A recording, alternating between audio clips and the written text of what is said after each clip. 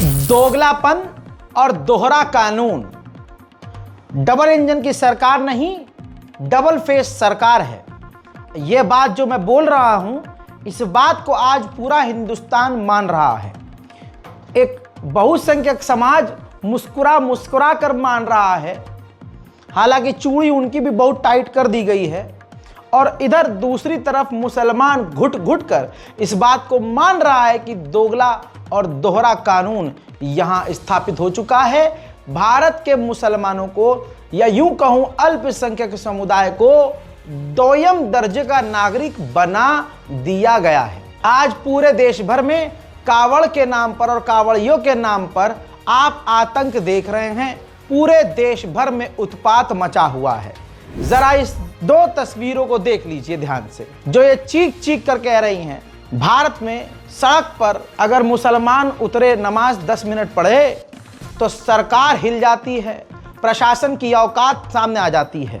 और आज आप देख रहे हैं दोनों तरफ रोड, आना जाना, दोनों साइड वाले रोड पर हिंदू अगर बैठकर हुड़दंगई मचाएं, कावड़ के नाम पर, आस्था के नाम पर किसी को मारे पीटे, रोड जाम करें, तो सरकार कुछ नहीं कहती है। अगर आप मस्जिद में भीड़ होने की वजह से सड़क पर 5 मिनट की नमाज पढ़ लेंगे, तो निष्पक्ष प्रशासन लात से आपका स्वागत करेगा। मगर वहीं प्रशासन कई दिनों तक कावड़ यात्रा की वजह से खुद सड़क बंद करके फूले से स्वागत करेगा। फर्क तो साफ है, मगर फिर भी अंधेर नगरी है। जो सरकार, जो कानून, जो प्रशासन मुसलमानों के बड़े से बड़े जुलूस को बैन कर रहा है, जुलूस तो किनारे कर दीजिए, मुसलमान अगर एक अकेला भी कहीं 2 रकत नमाज पढ़ ले, तो प्रशासन की आत्मा हिल जाती है। उन्हें पहलगांव के आतंकी याद नहीं आते, न उनकी इतनी भसोट होती है कि वो जवाब दे सके कि पहलगांव के आतंकवादी वो कहां गए जिनका फोटो गोदी मीडिया ने वायरल किया था। मोदी की आज तक इतनी हिम्मत नहीं हुई कि वो सामने आकर प्रेस कॉन्फ्रेंस कर सके, क्योंकि सवाल इतने हैं कि अब्बा डब्बा चब्बा निकल जाएगा। बहरहाल मेरे दोस्तों, ये देख लीजिए कानून इस देश का। दोस्तों, मेरठ और दिल्ली का हाईवे, सोचिए हाईवे, नेशनल हाईवे आधा पूरी तरह से बंद कर दिया गया है। दिल्ली मेरठ रोड बंद रहेंगे, एक वन वे चलेगा, दोपहर से चलेंगे सिर्फ कावड़िए। अधिकारियों के मुताबिक मेरठ से दिल्ली जाने वाली लेन कावड़ियों के लिए रिजर्व कर दी गई है, जबकि 17 जुलाई से दिल्ली मेरठ रोड की दोनों लेन कावड़ियों के लिए आरक्षित हो जाएगी। नहीं समझे?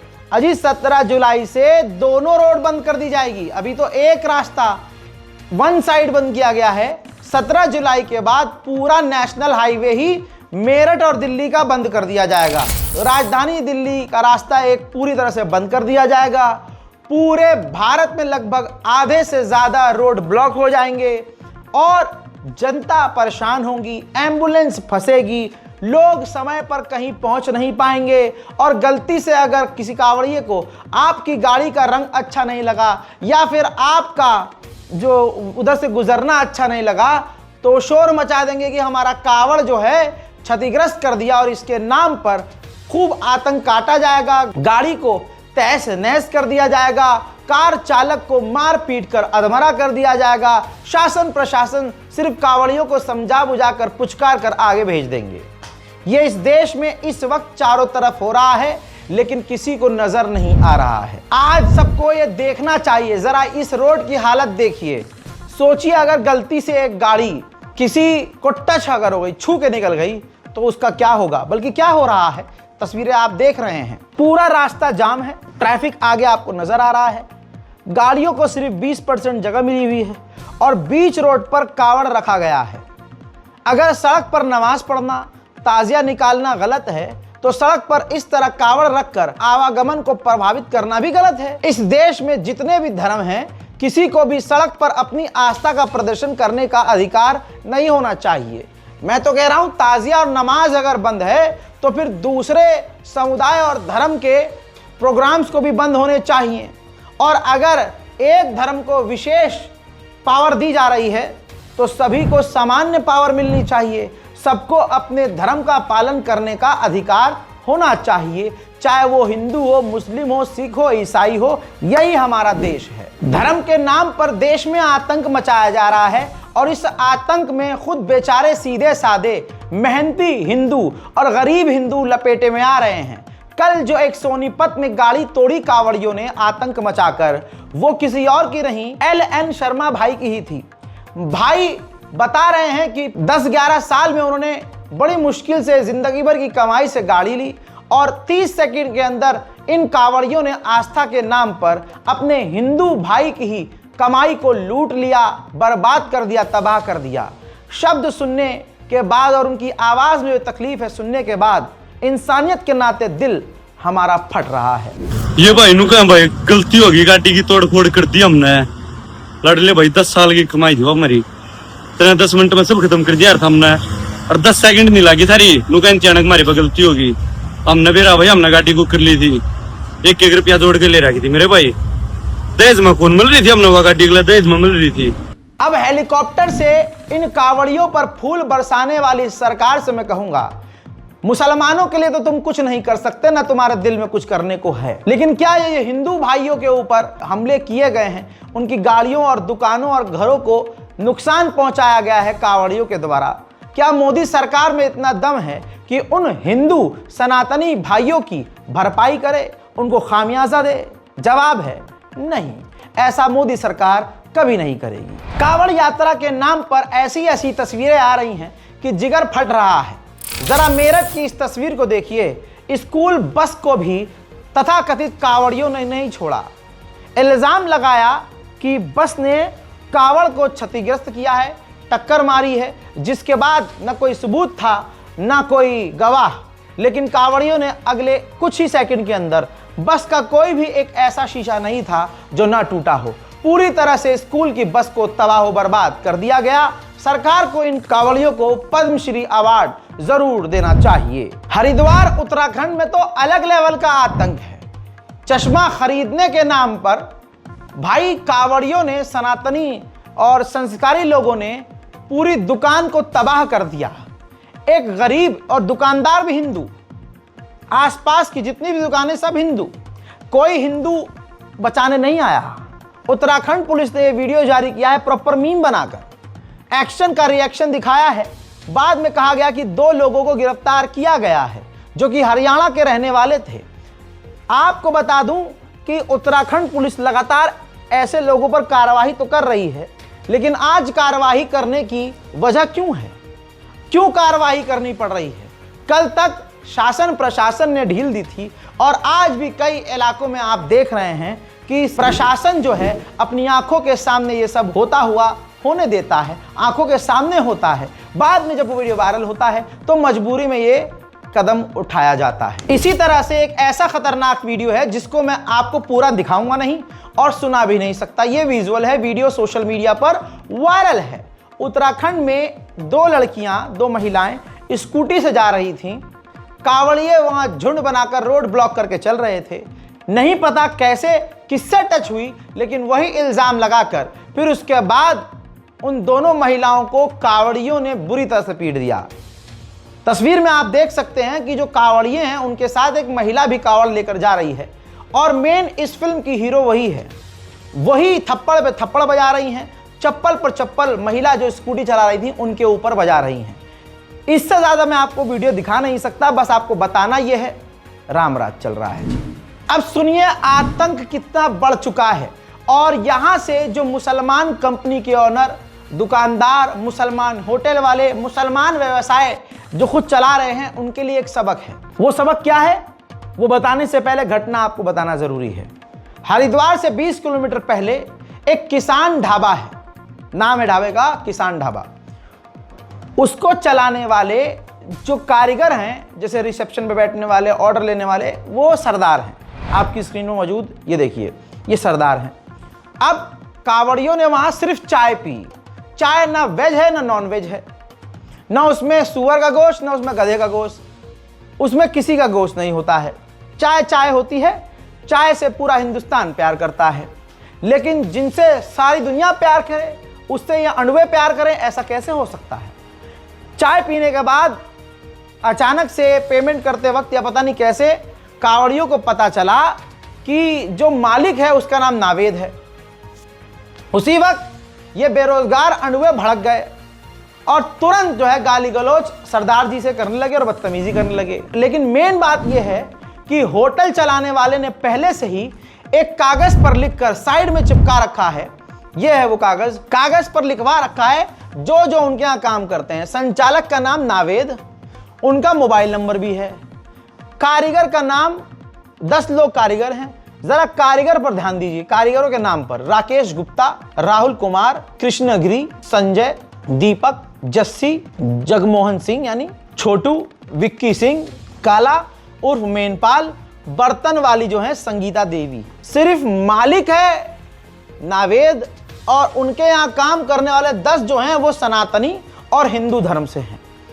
अब सबक पर आते हैं। सबक ये है कि जितने भी मुसलमान होटल वाले, ढाबे वाले, जितने भी हैं, आपकी दुकान पर काम करने वाले, आपके कारखानों में काम करने वाले जो हिंदू हैं और आप अगर मालिक हैं, तो तुरंत इन हिंदुओं को, हिंदू नामी लोगों को निकाल दीजिए। अगर आप अपनी जान बचाना चाहते हैं तो आप मुसलमानों को नौकरी पर रखिए। ये चीज हिंदू ही आपको समझा रहा है, मैं नहीं समझा रहा हूं। वरना किसी दिन आपका ढाबा बर्बाद कर दिया जाएगा, आपके कारखाने में आग लगा दी जाएगी, आपकी दुकान को जला दिया जाएगा, आपकी गाड़ी को तबाह कर दिया जाएगा, या हो सकता है आपको कत्ल कर दिया जाए एक खास भीड़ के द्वारा। यह एक सबक है भाई। वो हमारा बाइकआउट कर रहे हैं, वो हमें मार रहे हैं, पीट रहे हैं, हम इतने मतलब कूल हैं कि हम उनको ही नौकरी। अरे भाई, ये रास्ता वही दिखा रहे हैं, रास्ता हिंदू समुदाय दिखा रहा है कि देखो मालिक तो मुसलमान है, सारे काम करने वाले तुम हिंदू हो। तो ऐसा है, हिंदुओं को निकाल लो, मुसलमान रखो भाई।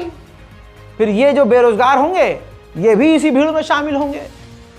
बताइए, चाय पिलाई थी, चाय पी थी किसी ने, बताइए क्या मैं कहूं भाई साहब, जो पेशाब पी लेते हैं और गू चाट लेते हैं उनको यह दिक्कत हो रही है कि नावेद की दुकान से हमने चाय कैसी पी, चाय कैसे पिलाई।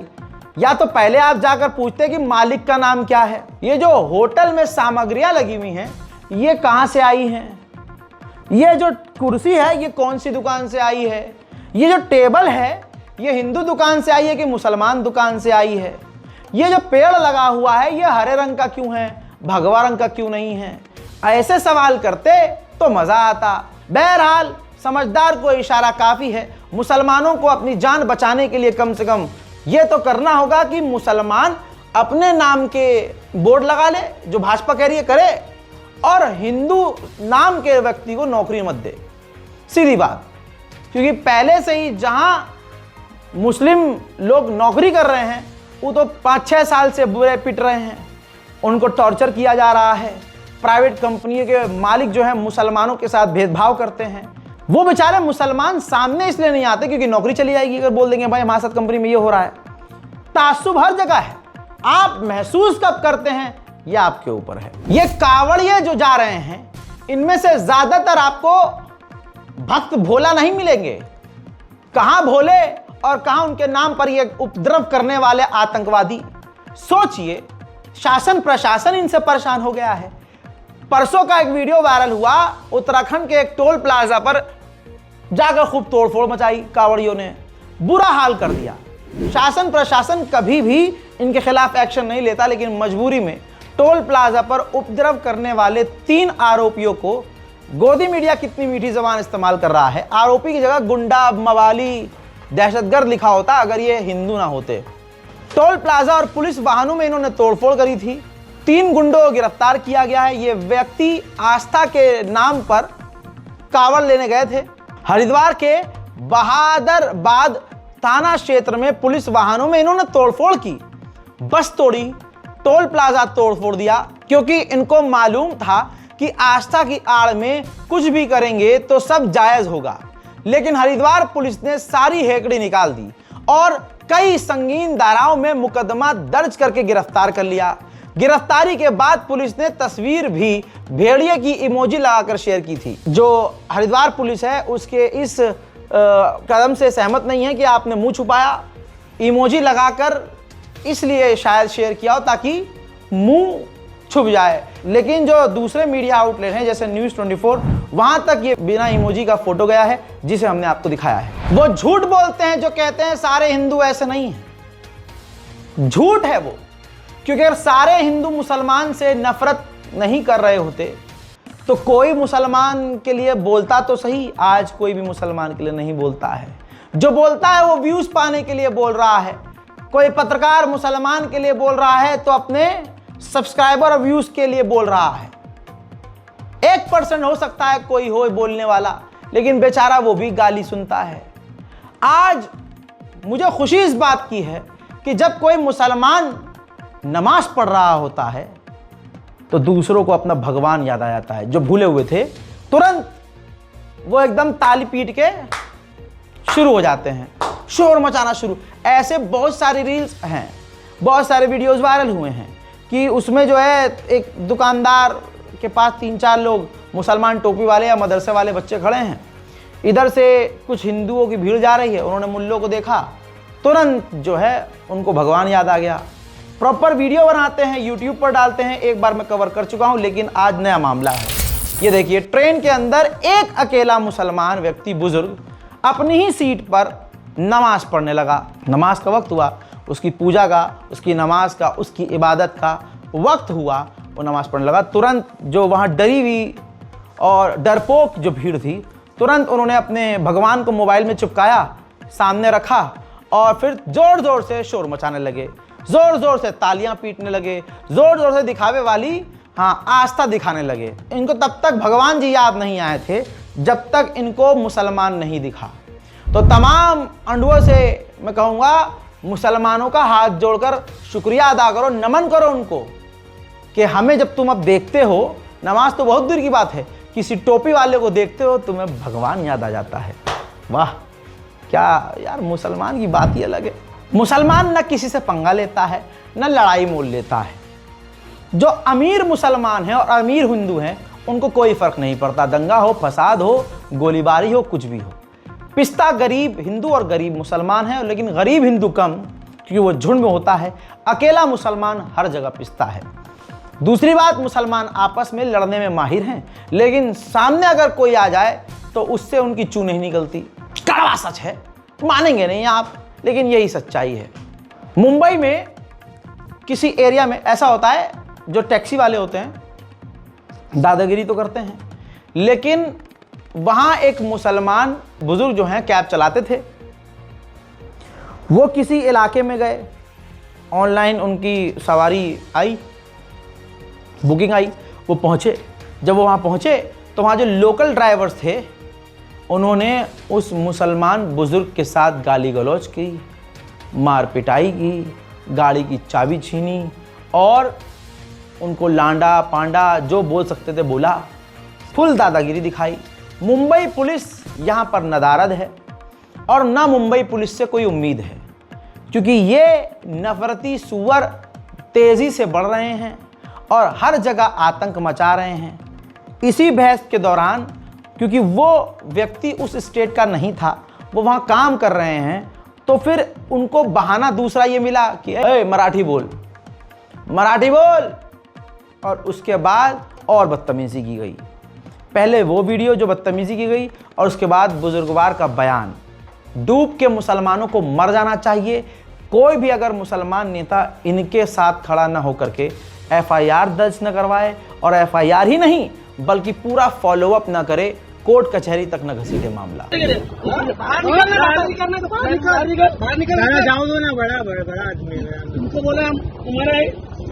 बुक किया मैं इसको बोल रहा हूँ, किसने क्या? तो मैं बुकिंग का ही बोल रहा तेरे को। क्या तेरा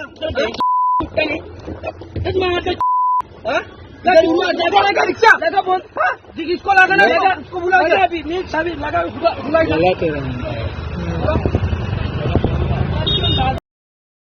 आपका नाम बताइए। मोहम्मद हबीब शेख। अभी जी क्या हुआ था, आपके क्या घटना हुई थी, कहाँ पर हुई थी वो बताइएगा। पूरन स्टेशन के गेट के सामने। कैसे हुई थी, क्या घटना थी, पूरा बताइएगा। आप कहाँ से कहाँ भाड़ा लेकर गए, फिर क्या हुआ? गोरेगांव से पूरन स्टेशन, पूरन के लिए भाड़ा लेके गया था और पूरन से MT आने के लिए मतलब आ रहा था, तभी भाड़ा बुकिंग आया, मैं उठा लिया भाड़ा।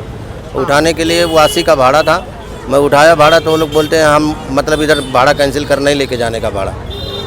किस लिए कैंसिल कर, क्या वजह तो क्या? बोलता है इधर से भाड़ा नहीं उठाने का, हम लोग काहे के लिए हैं।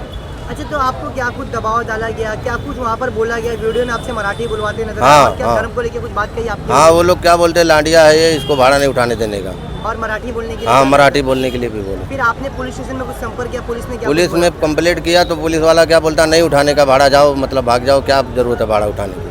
अच्छा, ऐसा इस बोल। घटना के जिन हिंदुओं ने हिंदुत्व के नाम पर भाजपा को वोट दिया, वही उसी पार्टी के नेता और भाजपा के कार्यकर्ता अपनी ही महिलाओं के साथ घटियापन की सारी हदों को पार कर चुके हैं। आगरा के, तस्वीर बड़ी खूबसूरत है, ये देखिए। आगरा के बूथ अध्यक्ष शर्मा जी हैं, पंडित हैं, ऊंची जात के हैं, आनंद शर्मा, महिला कार्यकर्ताओं को, अपनी ही भाजपा की कार्यकर्ताओं को व्हाट्सएप पर गंदे मैसेज भेजते थे, वीडियोज अश्लील भेजते थे। कई बार लड़कियों ने उन्हें समझाया, महिलाओं ने समझाया, लेकिन नहीं माने। तब महिला मोर्चा की कार्यकर्ता उनके घर पहुंच गईं और उसके बाद उनकी बेहतरीन सर्विस जो है लात, घूंसे, चप्पलों से की। पूरा घर माफी मांगता रहा, लेकिन आनंद शर्मा आज पिटाई और चप्पल और जूतों का आनंद ले रहे थे।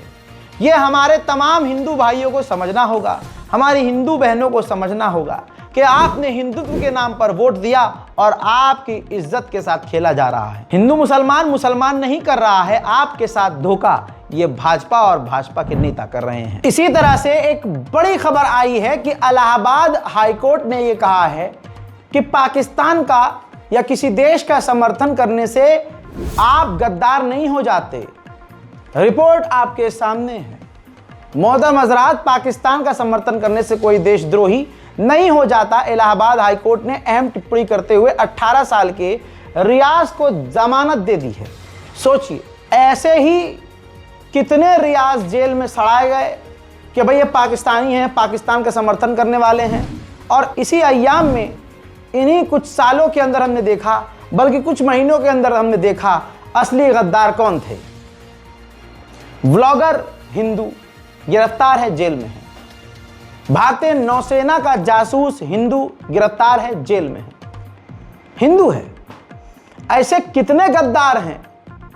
सच्चाई यह है कि आधार धर्म नहीं होना चाहिए, गद्दारी का आधार सबूत होना चाहिए कि कौन देश से गद्दारी कर रहा है, कौन देश के खिलाफ है। भारत में इंसाफ मिलता है, संविधान की ताकत है, लेकिन थोड़ी कमजोर मुसलमानों के नाम पर है।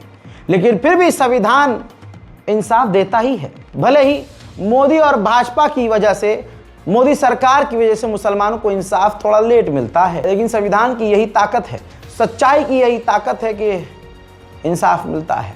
दिल्ली दंगा आपको याद होगा, उसमें जितने भी आतंकवादी दंगाई पकड़े गए, बहुसंख्यक समाज से पकड़े गए। पूरे तरीके से विद प्लानिंग हिंदू संगठनों ने नफरत फैलाई। आज एक अहम फैसला आया है। दिल्ली हिंसा में कट्टर हिंदू एकता नाम का व्हाट्सएप ग्रुप है, उसका एक सदस्य लोकेश, उसको नफरत फैलाने के आरोप में कोर्ट ने 3 साल की सजा सुनाई है। यानी कट्टर हिंदू एकता, ऐसे जो हिंदू संगठन और हिंदू व्हाट्सएप ग्रुप है, हमारे हिंदू भाइयों को उनसे दूर रहना चाहिए। कब किस सुअर के चक्कर में आपकी और आपके घर वालों की जिंदगी तबाह हो जाए, आप सोच नहीं सकते।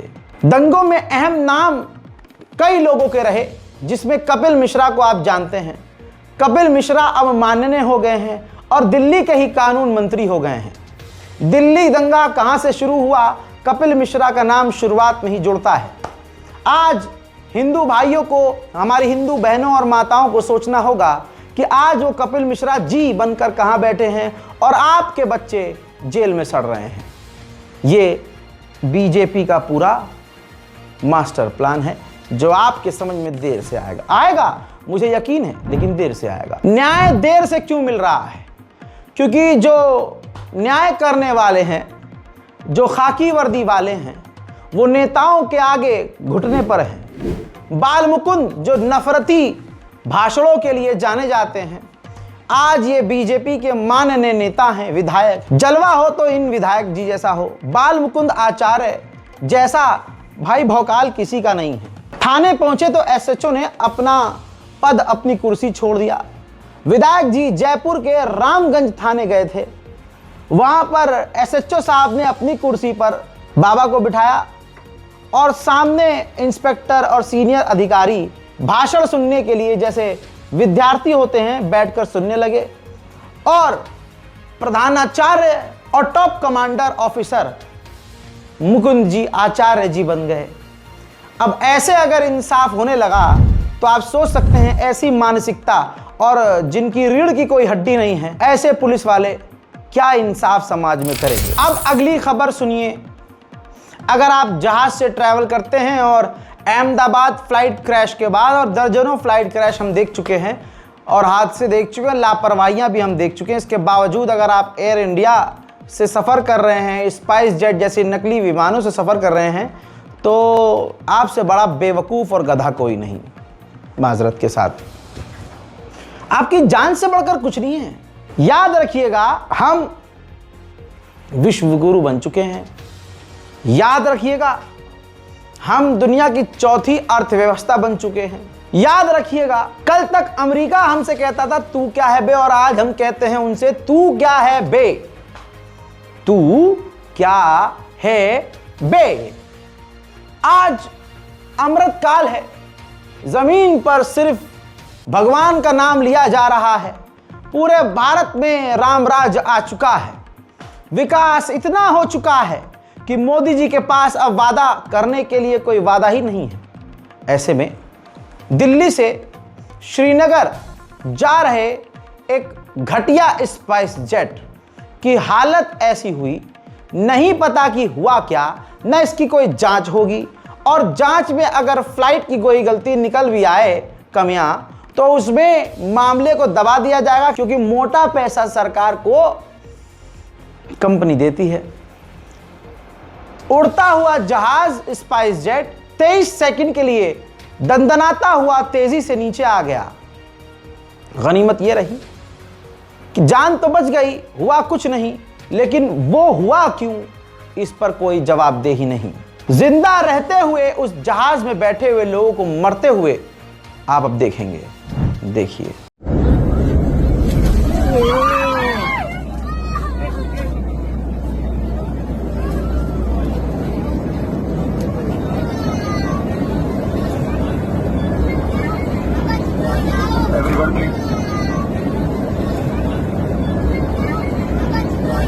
Everyone please fasten your seatbelts.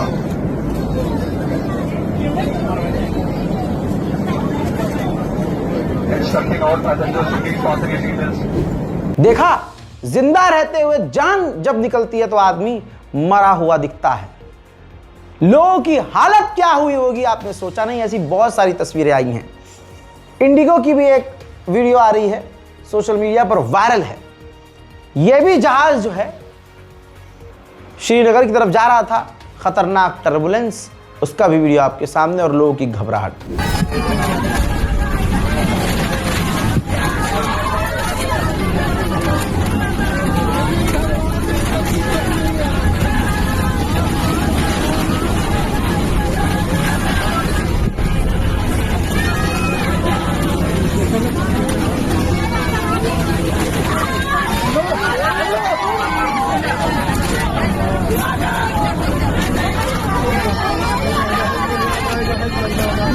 अल्लाह अकबर।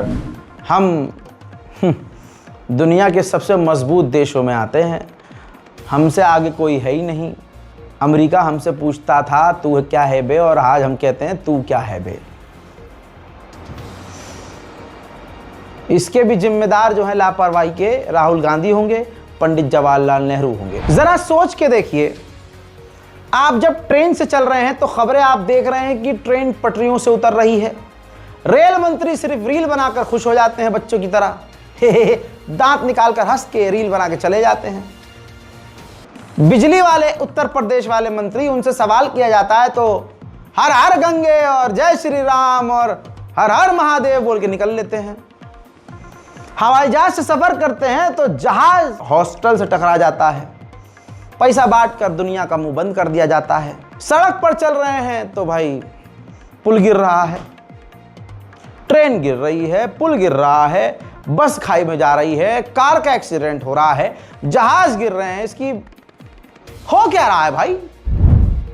अब ये पुल देखिए, बरसात का मौसम है, पूरे हिंदुस्तान से ऐसी हजारों तस्वीरें आ रही हैं। लगातार पुल, सड़क, ब्रिज धंसते जा रहे हैं। अब यूपी के चित्रकूट में वाल्मीकि नदी पर बना पुल धंस गया है। तकरीबन 10 करोड़ की लागत से यह बनकर तैयार हुआ था, लेकिन पहले ही बारिश नहीं झेल पाया। दिलचस्प बात यह है कि इसका अभी उद्घाटन भी नहीं हुआ था। मोदी जी हाथ पैर से दौड़कर इसका उद्घाटन करने जरूर पहुंचते, लेकिन उससे पहले ही पहली बरसात में सब कुछ बह गया। आप समझ सकते हैं कि विकास कितना गहराई से किया गया है। बताइए, अल्लाह ना करे ऐसे ही धंसती हुई सड़कों का कोई शिकार हो जाए तो सवाल किससे किया जाए? इतनी खराब सड़कें जवाहरलाल नेहरू और महात्मा गांधी बनाकर गए कि आज मोदी का देश राहुल गांधी, महात्मा गांधी और वो जवाहरलाल नेहरू, इन 3 लोगों की वजह से आज भी हम परेशान हैं। मोदी जी का काम थोड़ी ना था ये। राहुल गांधी ने खराब सड़क बनवाई, साजिश थी पंडित जवाहरलाल नेहरू की। ये आंखों देखा फ्रॉड तमाम मुसलमानों को गिन नहीं रहे। मैं कह रहा हूं हिंदुओं के सामने फ्रॉड किया जा रहा है, लेकिन हिंदू बेचारा बटन ऐसा दबाया है भाजपा का कि उंगली भी जल रही है, बहुत कुछ जल रहा है, लेकिन बोल नहीं पा रहा है। रेल मंत्री, भाई फ्रॉड कितना बड़ा है सोचिए। भाई एक ट्रेन का अनाउंसमेंट हुआ, लग्जरी ट्रेन चलेगी, और जब हम देखते हैं तो लग्जरी ट्रेन का जो इंजन होता है वो पुराना ही होता है, बस पीछे डब्बे नए कर दिए जाते हैं, रंग वंग करके, चिट विट लगा के, बैनर लगाकर, पोस्टर लगाकर। अब कहा गया हमारी जो ट्रेन है, फलानी ट्रेन बहुत तेज चलती है। हकीकत यह है कि बहुत तेज मोदी के द्वारा चलाई गई जो ट्रेन है वो बहुत तेज नहीं है, वो उतनी ही स्पीड में चलती है। बस उसको तेज करने के लिए दूसरी ट्रेनों की स्पीड स्लो कर दी गई है। फ्रॉड भाई साहब। बोले क्या? सवाल करो तो एफआईआर हो जाएगा। एफआईआर से बात याद आई है, वो बाद में बताऊंगा, लेकिन पहले सुनिए। रेल मंत्री को यह नजर नहीं आया। ये देखिए, आज बरसात में ट्रेन के अंदर लाइव बारिश की फैसिलिटी है। भाई आसमान से अमृतकाल में बरस रहा है, तो ट्रेन के अंदर यात्री बैठे हुए मजा नहीं लेंगे? काहे को सीट पर बैठ के सोएंगे? अरे भाई, मोदी सरकार की नई फैसिलिटी है, 500 रुपया और बल्कि यात्रियों को देना चाहिए। काहे उसमें मतलब सूखे में जाए, गीले गीले जाओ मजे लेते हुए। लेकिन इस तस्वीर को हिंदुस्तान इसलिए भूल जाएगा क्योंकि कल रील मंत्री फिर से कुछ रील अपलोड कर देंगे, आप खुश हो जाएंगे। अब फिल्मों में नचनियों का काम करने वाला, वेश्याओं का रोल करने वाली और घटिया से घटिया सीन करने वाली, कीचड़ में लेटकर शाहिद कपूर के होठों को चूसने वाली, अश्लील से अश्लील काम, जिसका राजनीति से कोई लेना देना नहीं, उसको भाजपा जब वोट देगी तो क्या जनता की वो सुनेगी? कंगना रंडावत, 80 साल का बुजुर्ग उसके पैरों में गिरा हुआ है और फरियाद लेके आए हैं। अहंकार में डूबी ये 2 कौड़ी की एक्ट्रेस गजेड़न उसका सम्मान करने के बजाय कह रही है कि नहीं, मुख्यमंत्री का काम आप मुझसे मत कहिए। अरे मुख्यमंत्री की तो प्रतिनिधि हो तुम। और फरियादी बुजुर्ग फिर भी चिचिहा के फरियाद कर रहा है और ये टाला मटोली सामने से कर रही हैं कंगना रंडावत। उनको जी है मुख्यमंत्री के जो काम है वो तो आप उनको ही बता सकते हैं, मुख्यमंत्री के काम नहीं। बात ऐसी है नहीं, ये आप संसद में उठा सकते हैं। मैं तो चाहता हूँ, हम लोगों ने प्रधानमंत्री से बात की है, आप भी हमसे ये बात करें, प्रधानमंत्री तक हम हमको बताने के लिए करें, हम कोई बात करेंगे। हाँ ठीक है जी, ठीक है जी। ये आपके पास बहुत पावर है। मैं तो समझता हूँ कि आपके पास इतनी पावर है, आप तो बहुत कुछ कर सकते हैं, क्योंकि आपने कानून बनाना है, कानून आपने बनाना है इसके लिए। चलो भाई, अब मेन मुद्दे पर आते हैं।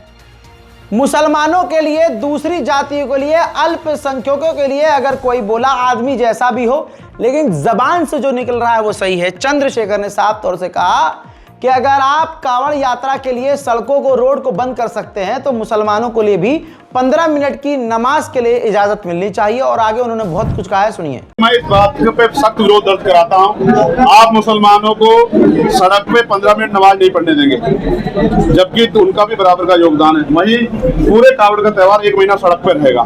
आप मुसलमानों की, जैनों की, सिखों की, बौद्धिस्टों की, ईसाइयों की धार्मिक आजादी का वो छीनने का करें, उन पर न्याय करें। आपको सरकार में आने का मौका मिला है, आपको कॉन्स्टिट्यूशन का सम्मान करना चाहिए। धर्म और जाति के आधार पर भेदभाव नहीं किया जा सकता है, स्थान के आधार पर, लेकिन ये हो रहा है उत्तर प्रदेश में, ये किसी छिपावा नहीं। इसलिए मेरी नाराजगी है। मैं चाहता हूं सरकार सभी धर्मों का सम्मान करे, कांवड़ यात्रा के भाइयों का सम्मान करे और नमाज पढ़ने वाले भाइयों का सम्मान करे। अब बात करेंगे एफआईआर की कि कैसे सरकार डराती है। बिहार में भैया जीतना बीजेपी को है और जीतेगी बीजेपी, आप कुछ भी कर लीजिए, पहले ही बता दिया था मैंने। अब इसका रास्ता उन्होंने ये निकाला कि भाई आधों को बोल दो कि ये तो जो विदेशी हैं, घुसपैठिए हैं, बाकियों को बोल दो जो कांग्रेसी हैं, दूसरी पार्टी वाले समर्थक, उनके समर्थक, उनको बोल दो भाई ये तो जा चुके हैं उधर, यहाँ तो इस नाम का है ही नहीं कोई। जो बचे कुछ बचेंगे वो अपने लोग होंगे भाजपाई, उसमें तो फर्जी है, थोड़ा जोड़ दो। नया कानून लाओ, लोग 4 दिन सवाल करेंगे, 5 दिन चुप हो जाएंगे। अजीत अंजुम पहुंच गए, यूट्यूबर अजीत अंजुम पहुंच गए। उन्होंने ग्राउंड रिपोर्टिंग करी, बीएलओ से सवाल जवाब किया और उसमें कई तथ्य खुलने के बाद जब पूरी पोल पट्टी भाजपा का षड्यंत्र खुल गया कि भाजपा जीतेगी कैसे, तो आपके सामने उन्हीं का ये ट्वीट है। तुरंत जो है उन पर एफआईआर कर दी गई है। लेकिन हम पत्रकार भाई, अजीत अंजुम भाई पर कितने एफआईआर होंगे भाई जितने मोहम्मद रजा पर हैं। खैर, बेगूसराय में एफआईआर दर्ज हो गई है। उन्होंने कहा कि एफआईआर एक पत्रकार के तौर पर मेरे लिए सर्टिफिकेट की तरह है। चुनाव आयोग के सर पर खुलासे का ये अंजाम तो होना ही था। इसी पोस्ट के कमेंट बॉक्स में मेरी वीडियो है। उस वीडियो में चुनाव आयोग की खामियां दिख रही हैं। उनका जवाब देने के बजाय मुझ पर एफआईआर कर दी गई है। एक दर्शक के तौर पर आप भी फैसला करें। ये एफआईआर है, एफआईआर की कॉपी जो है अटैच की गई है। हजरात, मैं ये कह रहा हूं कि अजीत अंजुम को किसी के समर्थन की ज़रूरत ही नहीं है।